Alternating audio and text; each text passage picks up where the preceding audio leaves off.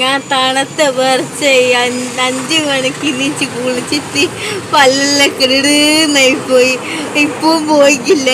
പിന്നെ നേരത്തെ തൊട്ടടുത്തെത്തി. തൊട്ടടുത്ത് എത്താന്ന് പറയുന്ന കായ്ക്കില്ല. തണുത്ത പറിച്ച് ഞാൻ ആകെ കേട്ടിങ്ങനെ കുറേത്ര എനിക്ക് അപ്പോൾ അവിടെ തണുത്ത് പറിച്ച് പോയി. ഞാൻ ആകെ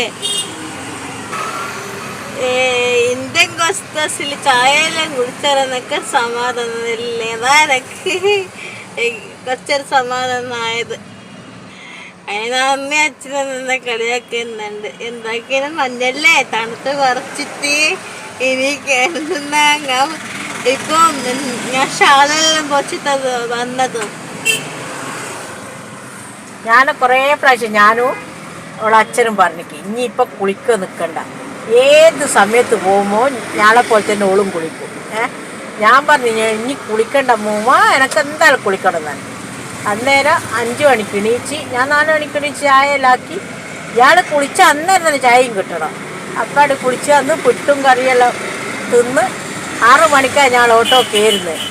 പിന്നെ കാറ്റും ഈ ഓട്ടോയിലേക്ക് യാത്ര ചെയ്യുമ്പോഴുള്ള കാറ്റും ഭയങ്കര തണുപ്പ്. പിന്നെ ഞാൻ കുറച്ചായിട്ട് നോക്കുമ്പോൾ അമ്മ ഇങ്ങനെ വിറക്കുന്നു. ആദ്യമായിട്ടാണ് കാണുന്നത് തണുപ്പ്.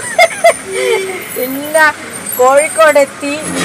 മെഡിക്കൽ കോളേജിൻ്റെ അടുത്ത് ഞാൻ കോഫി ഹൗസ് ഇവക്ക് ഞാൻ പൊതുവെ ചായ രാവിലെ അങ്ങനെ കുടിക്കാണ്ടെന്നാ.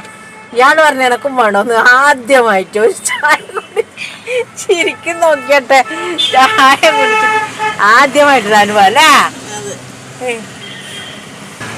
ഞാനിപ്പം മക്കളെ ഉഷാറായി.